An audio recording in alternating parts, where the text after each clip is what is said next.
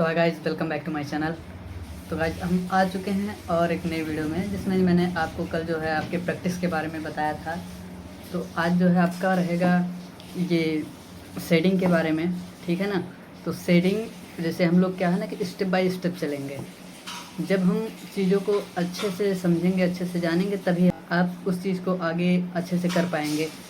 तो आइए लेके चलते हैं आपको उस शेडिंग के ऊपर, क्योंकि शेडिंग तो कई प्रकार के होते हैं। तो हम आगे आपको बात करेंगे कि कैसे शेडिंग करते हैं, कैसे क्या चीज़ें होती हैं। तो आज का वीडियो उसी पर है, तो आप इसे पूरा देखिएगा, तभी आपको स्टेप बाय स्टेप चीज़ें समझ में आएंगी।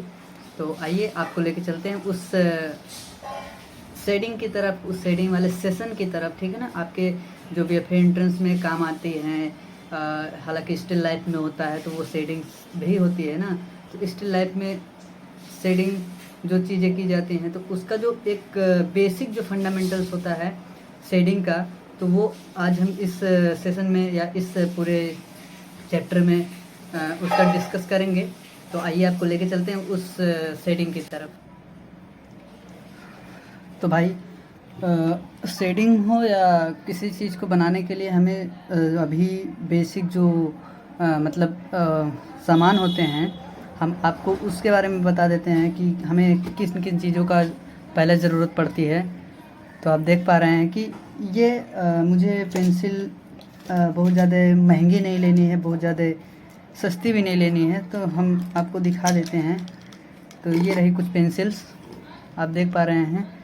मैंने बस क्या HB, 2B, 4B, 6B और 10B, तो ये पाँच पेंसिल हैं, 5 पेंसिल हैं। और जो है इनका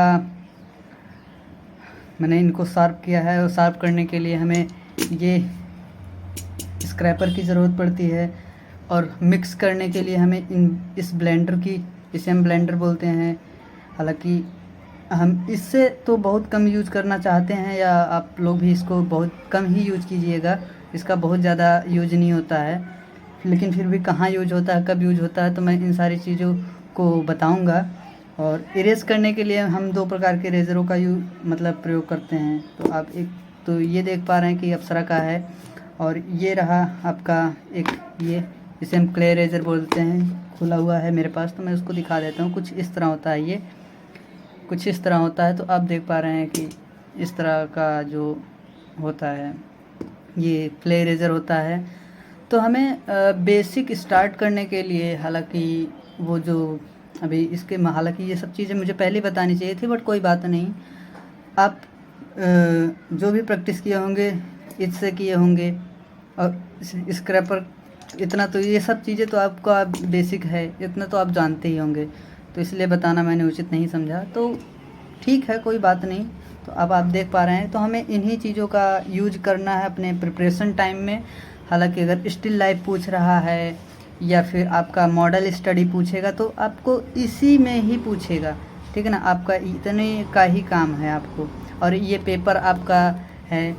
तो हालांकि ये तो आप देख पा रहे हैं, पेपर बहुत ज़्यादा हार्ड नहीं, बहुत ज़्यादा नॉर्मल भी नहीं है, बस एक लेवल में है। तो आप देख पा रहे हैं, तो एक आप कोई सा भी पेपर ले सकते हैं। तो आइए, आपको शेडिंग की क्लास है, तो आपको शेडिंग के बारे में कुछ बता देते हैं, जिससे कि आपका आगे दिक्कत ना हो।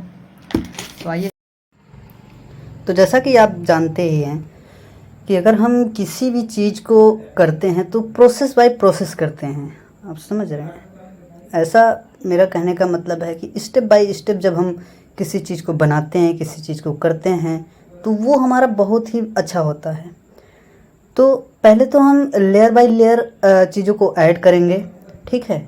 लेयर बाय लेयर चीज़ों को जब हम ऐड करेंगे, तो वो चीज़ें बहुत ही आसानी से, बहुत ही आराम से वो सारी चीज़ें हमारी कंप्लीट हो जाएंगी, ठीक है। और देखने में भी बहुत ही अच्छा लगेगा।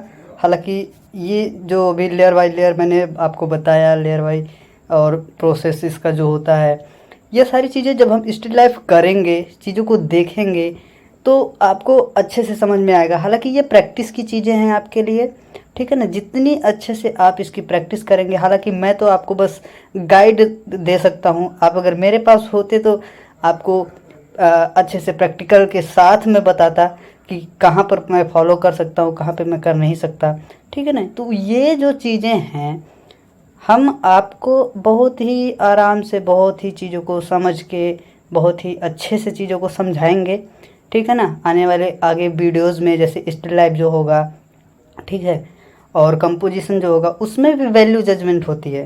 हालांकि कंपोजिशन जो होता है तो उसमें सबसे ज़्यादा वैल्यू जजमेंट यही होता है कि हमें सबसे ज़्यादा डार्क कहाँ देना चाहिए, सबसे ज़्यादा लाइट कहाँ देना चाहिए। तो ये हमारा वैल्यू जो होता है इसका बहुत ही आसान तरीका होता है, ठीक है ना। तो आप देखिए, इसका सबसे आसान तरीका ये है कि हम एक बॉक्स बनाते हैं प्रिपरेशन के लिए। हालांकि अभी तो आप उस वहाँ तक आपको नहीं बताना चाहते हम, क्योंकि अगर वहाँ तक एकाएक तो आप उस चीज़, ये बेसिक जो चीज़ें हैं उसको आप छोड़ देंगे। देखो भाई, मेरा आपसे कुछ लेना देना है नहीं, पहली बात तो मैं बस आपको ये चीज़ें इसलिए बता रहा हूँ क्योंकि यहाँ पर मैं लोगों का बाकी सारी चीज़ों को मैं देख रहा हूँ, इसलिए मैंने ये सारी चीज़ें आपके लिए फ्री रखी है। तो आप अगर किसी भी यूनिवर्सिटी में जाना है या समझना है, वहाँ पे प्रिपरेशन के लिए, आप एडमिशन के लिए प्रिपरेशन करना चाहते हैं, तो ये आपके लिए बहुत ही अच्छा है। तो ये आप ध्यान से देखिएगा तभी आपको समझ में आएगा, ठीक है ना। क्योंकि लोग ना कहते हैं कि फ्री की चीज़ें अच्छी नहीं होती, लेकिन अगर आप समझने वाले हैं तो आपके लिए फ्री की चीज़ें बहुत ही अच्छी हैं, और मेरे लिए भी हैं, ठीक है ना। तो वैल्यू जजमेंट ये होता है कि पहले आप, ये मैंने जैसे एक बॉक्स बनाया, ठीक है ना, और ये जो 10% है वो सबसे ज़्यादा एक साइड लाइट होगा और इस बॉक्स के अकॉर्डिंग 10%, ठीक है ना। हालांकि 10% नहीं होता है, मैं वो चीज़ें बताऊंगा कि ये सबसे ज़्यादा, देखो मैंने डार्क किया है, एक साइड में सबसे ज़्यादा डार्क दिख रहा है, फिर उससे लाइट करूँगा मैं, ठीक है ना। अब देखिए कि मैं सबसे ज़्यादा डार्क किया, फिर उससे लाइट कर रहा हूँ, फिर उससे लाइट करूँगा, फिर उससे लाइट करूँगा। मतलब कि एक रिदम जो होता है, एक सीक्वेंस जो होता है, वो सारी चीज़ें मैं इसमें देखूँगा, ठीक है ना।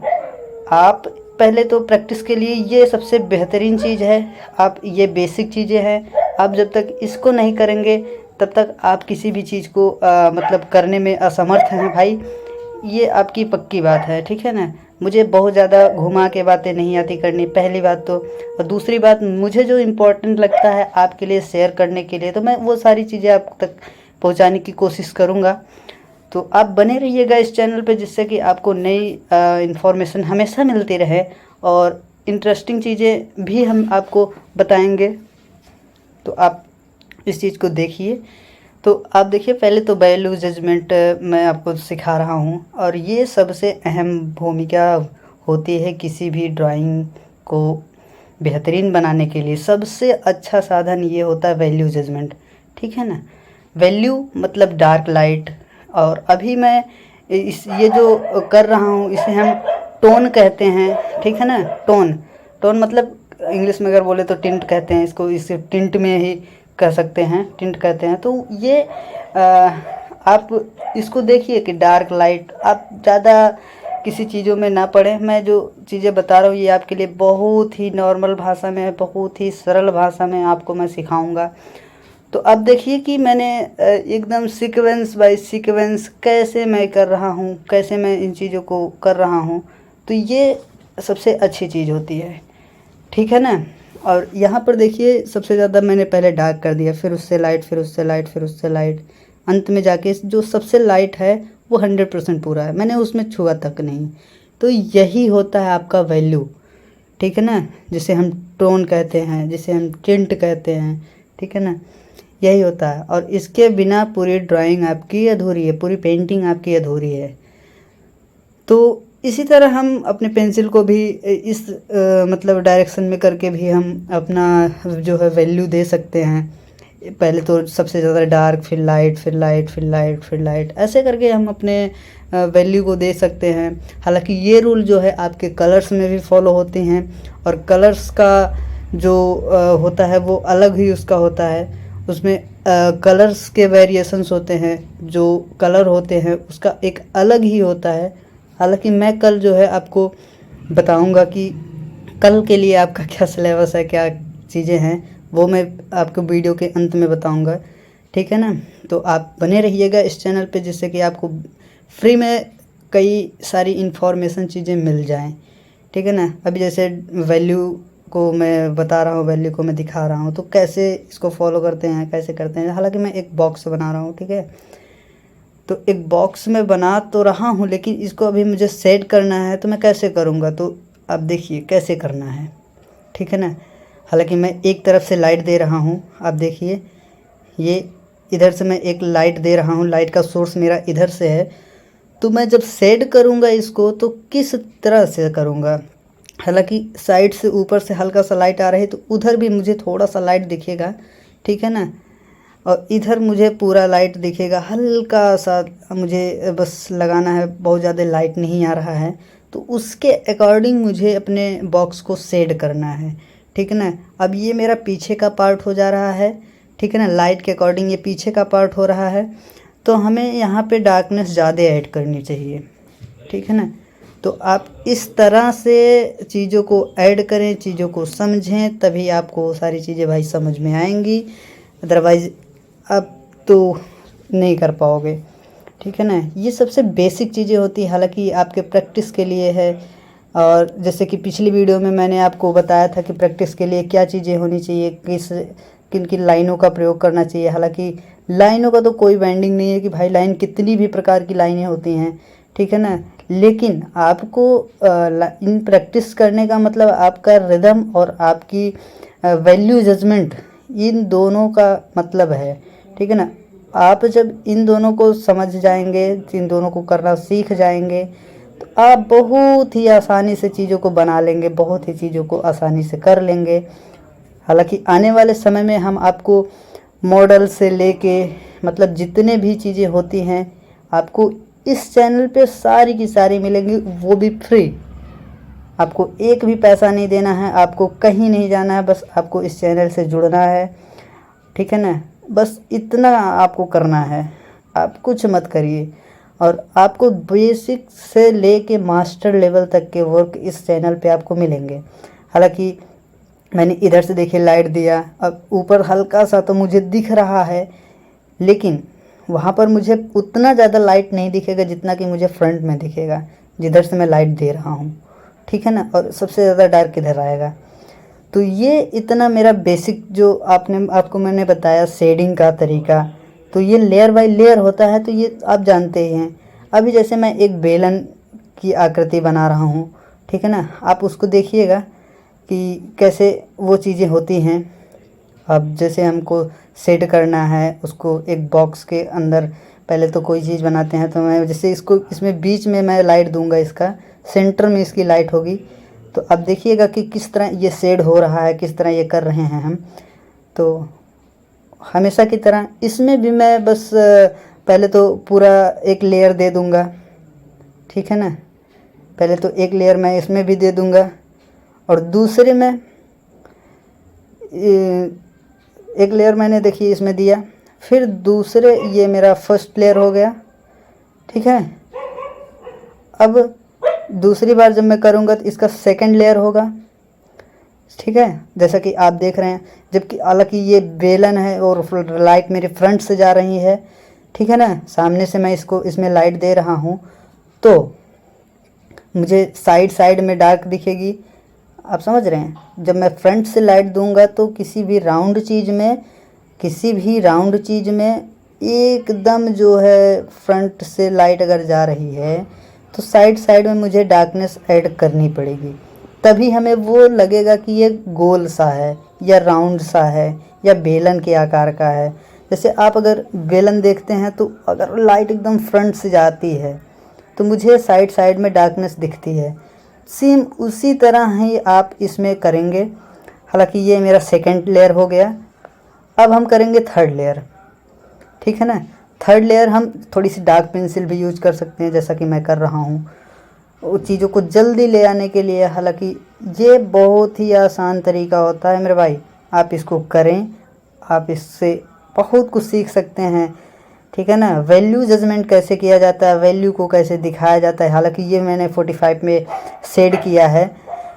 तो ये आपको लगेगा कि थोड़ा सा रफली रफली, लेकिन जब आप इसी पे ही लेयर बाय लेयर करेंगे, जैसा कि मेरा पहले का वीडियो आपने देखा तो वो रियलिस्टिक वे में जा रहा था, हालांकि ग्लास बनाया था तो और एक बॉटल था, 2 बॉटल थे, उन दोनों में मैंने 45 का ही सेट किया है। वो रियलिस्टिक इसी तरह से आती है, ठीक है ना। वो रियलिस्टिक जो मैं काम किया हूँ वो इसी तरह से मैंने किया था और वो इसी तरह से होता भी है, ठीक है ना। तो अब इस तरह से देखिए मेरा एकदम राउंड जैसा दिख रहा है, ठीक है ना। क्यों? क्योंकि मैंने दोनों तरफ से डार्क ऐड कर दिया, नीचे से भी ऐड कर दिया हल्का सा, और अभी बीच में मेरा लाइट दिख रहा है। अभी हम इसको इरेज़र की मदद से, ठीक है ना, हल्का सा इरेज करेंगे एक लाइन क्रिएट करने के लिए, ताकि लगे कि हमारा वो फ्रंट से लाइट जा रही है, ठीक है ना। अब जहाँ जहाँ मुझे लगता है कि थोड़ा थोड़ा डार्कनेस ऐड करनी चाहिए तो वो मैं कर रहा हूँ। अब मैं इरेज़र से हल्का सा, देखो एक क्ले इरेज़र है, हल्का सा मैं इससे उसमें लाइनिंग दे रहा हूँ, जैसे लगे कि वो एकदम पूरी तरह राउंड है, ठीक है ना। अब ऊपर से मैं लाइट नहीं दे रहा हूँ, ऊपर से हल्का सा मैं डार्कनेस ऐड कर दूंगा ताकि वो लगे कि हाँ वो राउंड चीज़ें हैं। आप समझ रहे हैं? तो आप इस तरह से कर सकते हैं, आप इस तरह से बना सकते हैं, आप इस तरह से अपनी प्रैक्टिस कर सकते हैं। हालांकि मैं शेडिंग के जो रूल्स होते हैं, बेसिक जो रूल्स होते हैं, जिससे हम अपने काम को आगे धीरे धीरे ले जा सकते हैं, हालांकि ये तो मेरा बेसिक चीज़ें हैं, बहुत बिगिनिंग वाला है। आपके एंट्रेंस लेवल के लिए बस इतना काफ़ी है। हालांकि मास्टर लेवल का जो वर्क होता है वो भी इसी तरह से होता है, वो उसका कोई अलग रूल नहीं होता है, ठीक है ना। तो आपको समझने के लिए, आपको चीज़ों को जानने के लिए इतना मेरे हिसाब से बहुत है, ठीक है ना। जब तक आप इस चीज़ को करेंगे, जब तक आप इस चीज़ को समझेंगे, आप बहुत ही आगे चले जाएंगे, ठीक है ना। तो ये मेरा देखिए एक राउंड सा वेलन सा एक बॉक्स बन गया, ठीक है। तो अभी हम बात करेंगे थोड़ी सी शेडिंग के बारे में, ठीक है ना, थोड़ा सा शेडिंग के बारे में। तो शेडिंग में पहला तो होता है आपका हैचिंग होता है, ठीक है ना। देखिए आप हैचिंग में क्या होता है कि लाइनों से हम चीज़ों को निकालते हैं, लाइनों से हम चीज़ों को दिखाते हैं, ठीक है ना। आपके लाइनों में थोड़ा सा फोर्सनेस होनी चाहिए। फोर्सनेस मतलब ऐसा लगे कि हाँ लाइन वो क्लिक हुई है, एकदम सीधी, एकदम पतली सी, सीधी सी, मोटी सी, जैसी आपकी ज़रूरत है आपके उसमें, वैसी ही आपकी लाइनें होनी चाहिए। और दूसरा होता है एक मिनट, दूसरा होता है आपका ये लाइन, ठीक है ना। आप सीधी सीधी लाइनों से भी सेट कर सकते हैं, ठीक, आप सीधी सीधी लाइनों से भी सेट कर सकते हैं। और तीसरा हो जाएगा आपका ब्लेंडिंग।